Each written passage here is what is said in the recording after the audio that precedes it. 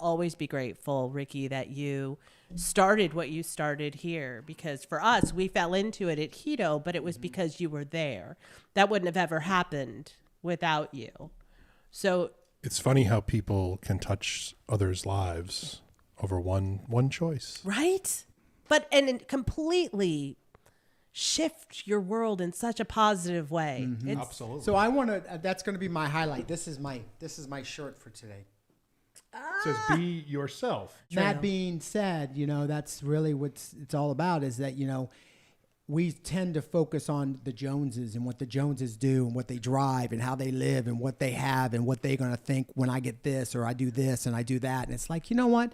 At some point when we get over it and we start getting older and we go, you know what? Fuck it. I'm going to do what I want to do and let them deal with the way they're going to deal with it. It's like the bottom line is, and that was when I was sitting at the computer and I was thinking, do I want to let the world know that I'm bisexual? You have the drop down boxes all on the, the questionnaire on this, on the swingers Profiles, lifestyle yep. profile. You had to pick on this, and it's like, you know what? I sort of sat there and I said, well, if I want to be in the closet and then not be myself, then I'm going to attract the people that aren't being themselves also.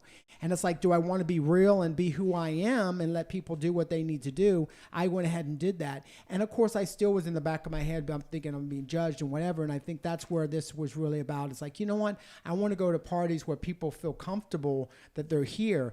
We're having this Atlanta deal come up, and there's actually some people that I'm working with there. And one of the biggest things I said is like, their staff, everybody there needs to be bisexual. There's nobody that needs to be, because I want people to feel comfortable with being themselves and not have to worry about being judged or fear that anybody else is there is going to judge them or whatever they do. And even if they do, then they're just, The real bottom line is that that's what we want to have here, and that's why we try to do that here at these parties. Well, that's how confidence gets built. And Correct. confidence is really the key. I know for me, when I started my bisexual journey, I found myself sleeping mostly with men because that's what I knew how to do.